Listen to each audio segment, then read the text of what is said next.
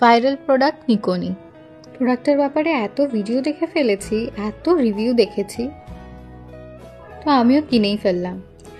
এটা হচ্ছে এর সাথে আসা লোশনটা, আর এটা হচ্ছে পাউডারটা। পাউডারটা হাতে দিয়ে আমার মনে হলো এটা ভীষণ হালকা, তো খুলে দেখলাম। তোমরাই দেখে নাও।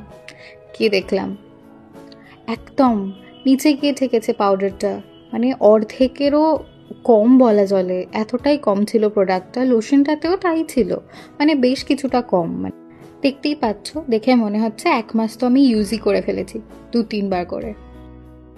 ও এর সাথে ছিল একটা pre and post moisturiser gel.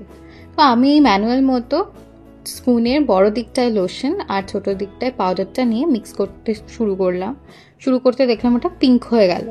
তো তারপরে আরও কিছুটা ম্যানুয়ালে পড়ে দেখলাম যে না, এটা পিঙ্কই হয়, ওটা সাদা হওয়া অবধি স্টার করে যেতে হবে। তো দেখতেই পাচ্ছ সাদা হয়ে গেছে অলরেডি। তো এটাকে আমি এবার ইউজ করবো আমার পায়ে।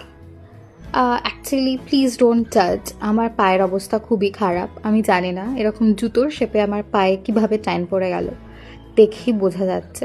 তো আমি প্রথমে ইনস্ট্রাকশন মতো ময়শ্চারাইজারটা লাগিয়ে নিলাম, দেন ধীরে ধীরে প্রোডাক্টটা অ্যাপ্লাই করতে শুরু করলাম। এই ব্রাশটা না ভীষণ বাজে, মানে কিছুতেই হচ্ছিল না। আমার মনে হয় ভিডিওতে দেখেই বোঝা যাচ্ছে যে অ্যাপ্লিকেশন ঠিকঠাকভাবে হচ্ছে না ব্রাশটা দিয়ে।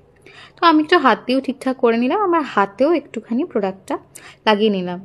টাইম হয়ে গেছে, 20 মিনিট রাখতে হবে। এবার মোছার পালা।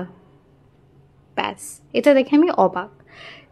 এটা দেখে মনে হচ্ছিল মার কথাটা শোনা উচিত ছিল, যে ভাইরাল প্রোডাক্ট মানেই যে ভালো হবে এমনটা নয়।